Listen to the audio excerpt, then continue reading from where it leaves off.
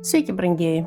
Grįžtu su savaitės supergalia pagal taro kortas ir šiandien vėlgi kviečiu jūs pasikliauti savo intuiciją ir pasirinkti kortą su akmenuku. Ir šiandien mes turim rožinį kvarcą, ametistą ir dūminį kvarcą. Taigi atsipalaiduokit, neskubėkit ir pasirinkit. Taigi, jeigu pasirinkote pirmą variantą su rožiniu kvarcu, čia mes turime apverstus 5 kalavijus. Taigi, tavo savaitės supergalia tai gebėjimas užbaigti konfliktus.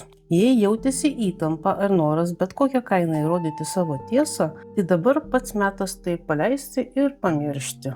Rožinis kvarcas padės tau pasirinkti ramybę vietoj kovos. Laimėtojas yra tas, kuris pirmas nustoja kariauti.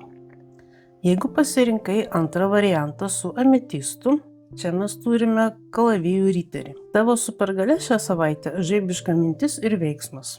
Tai didelio greičio, informacijos ir ryžto metas. Jei lauki ženklo kažką pradėti, tai čia būtent tai ir yra. Ametistas padės tau išlaikyti aišku protą šiame skubėjime, kad tavo veiksmai būtų ne tik greiti, bet ir teisingi. Jeigu pasirinkai trečią variantą su dūminiu kvarcu, čia mes turime 8 diskus.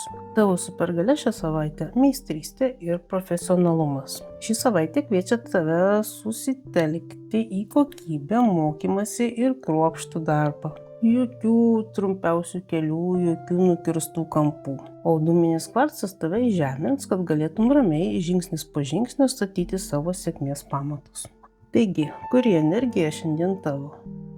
Parašyk savo pasirinkimą komentaruose, prenumeruok kanalą, aukime kartu ir susimatysime kitą savaitę. Ate!